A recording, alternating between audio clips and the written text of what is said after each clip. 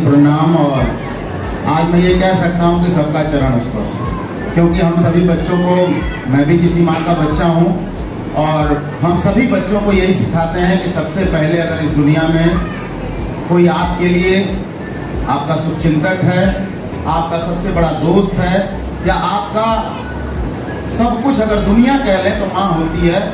और little flower group पूरे मई महीने को मातृ दिवस के रूप में मनाता है, क्योंकि इसी महीने के दूसरे रविवार को पूरे विश्व में मातृ दिवस के रूप में, मदर्स डे के रूप में मनाया जाता है।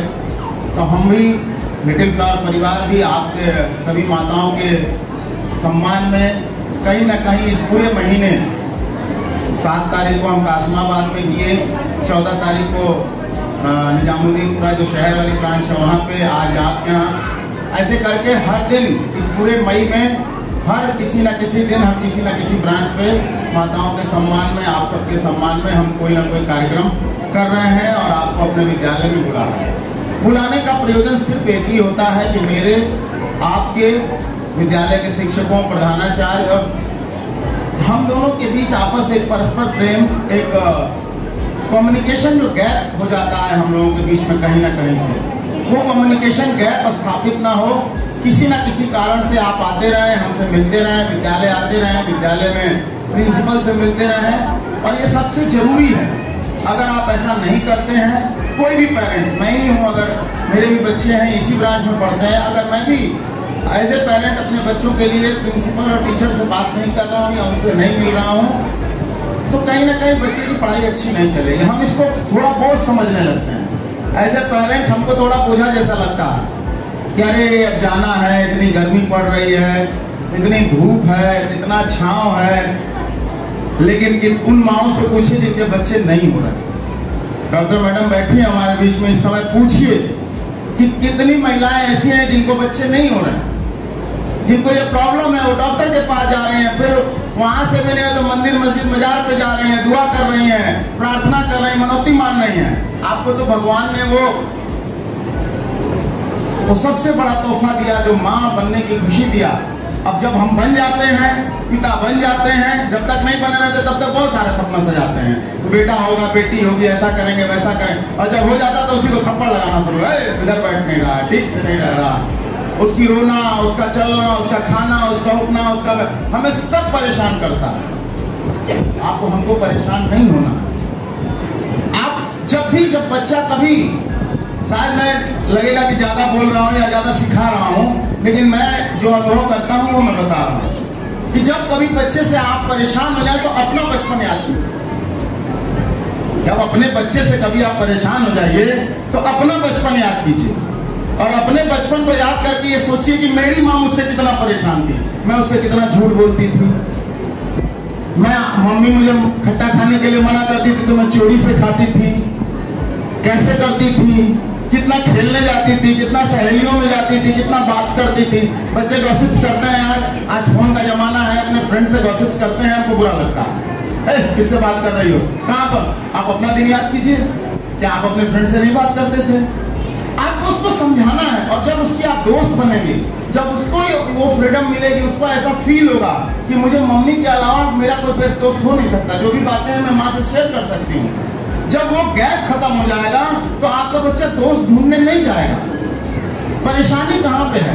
परेशानी है कि ऐसे वही वाली परेशानी है, फिर से मैं आऊंगा तो घर पे घरेलू बातों पे आ जाता हूँ, लेकिन घरेलू हूँ तो घरेलू बातों पे आता हूँ, घरेलू नहीं रहता तो नहीं आता।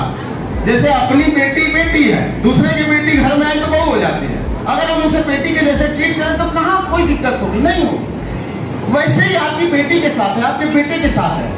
जब तक आप अपना बचपन नहीं याद करेंगे, जब तक आप अपने बच्चे से नहीं जुड़ेंगे, जब तक आप उसकी चीजों को बोझा समझेंगे, वो आपसे आके शेयर करता है, मम्मा आज स्कूल में ये हुआ, चुप रहो, तेरे स्कूल में रोज होता है।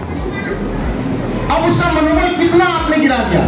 मम्मा आज स्कूल में उन्होंने कहा व्हाइट शर्ट पहने, तेरी प्रिंसिपल तो ऐसा ही है, रोज white shirt, black shirt, blue shirt, रोज शर्टें खरीदे।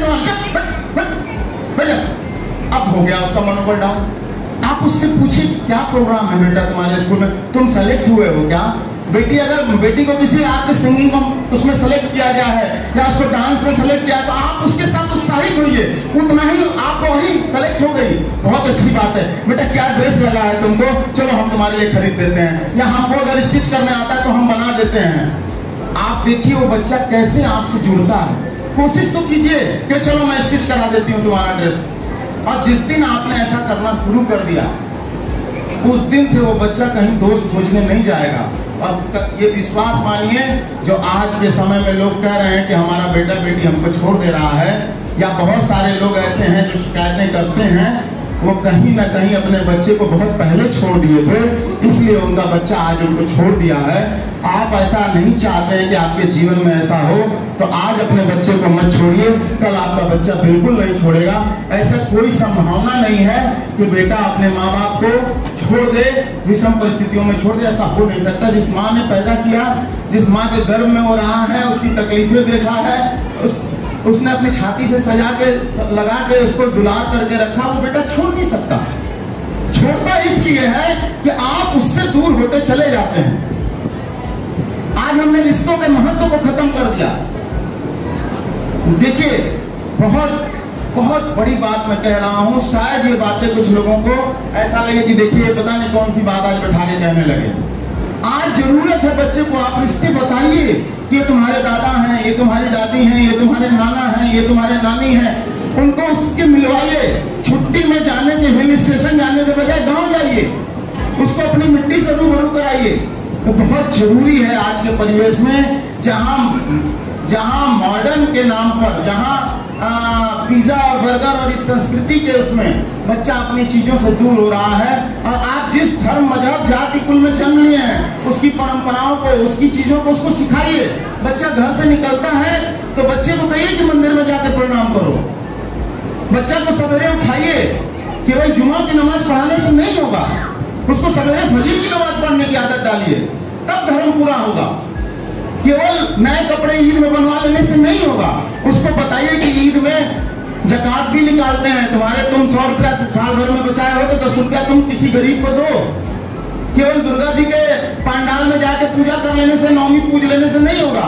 रोज दुर्गा को पूजना है और उसके बदले में अपनी दादी का, अपने नाना का, अपने नानी का पैर छू के जाओ, मेरा पैर छुओ। और ये कोई बड़ी बात नहीं है, अगर आप ये सिखाते हैं, ये संस्कार उसके में डालते हैं, वही संस्कार आगे जाकर वो अपने बच्चों को डालेगा।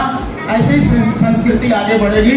नहीं तो वो दिन दूर नहीं है जब नाना और नानी नहीं मिलेंगे, दादा और दादी नहीं खोजने को मिलेंगे, और उसका सबसे बड़ा सामना आप लोग करेंगी, क्योंकि वो जनरेशन के जगह पे आप खड़ी हैं जहां पर इसका अभाव होने जा रहा है। इसलिए मेरा आपसे निवेदन है कि आप अपने बच्चे से एक फ्रेंड के रूप में, एक दोस्त के रूप में पेश आइए, उसके साथ जुड़ने की कोशिश कीजिए।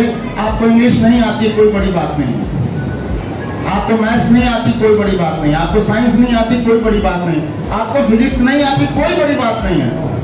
आपको इतना जरूर आता है कि आप उसको बैठा के कह सकती हैं कि बेटा तुम पढ़ते हो तो मुझको बहुत अच्छा लगता है, तुम पढ़ा करो, मैं सुना करूं, मुझको बहुत अच्छा लगता है। वो कुछ दिन के बाद आपको अच्छा लगने के लिए पढ़ने लगेगा।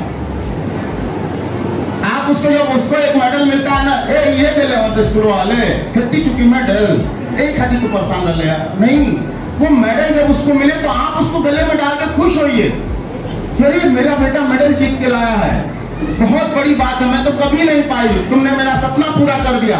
देखिए उसके अंदर उत्साह होगा, और वो मेडल से कब फील्ड में बदल जाएगा, और सब फील्ड से कब वो अपने फील्ड में तरक्की करने लगेगा, आपको नहीं समझ आएगा। हमको कभी नहीं दिखाई देगा, हमको तभी दिखाई देगा जब हम आपसे उससे जुड़ेंगे। पढ़ाई एक दिन की प्रक्रिया नहीं है, पढ़ाई एक दिन का, सफलता एक दिन का कोई आसान काम नहीं है कि चाबी गुड्डे में एक गुड्डा हम लाते हैं, चाबी भरते हैं, वो कूदने लगता है, ऐसी कोई व्यवस्था नहीं है। आप जितना क्रिटिसाइज करना है विद्यालय, बहुत सारे गार्जियन का और स्कूल में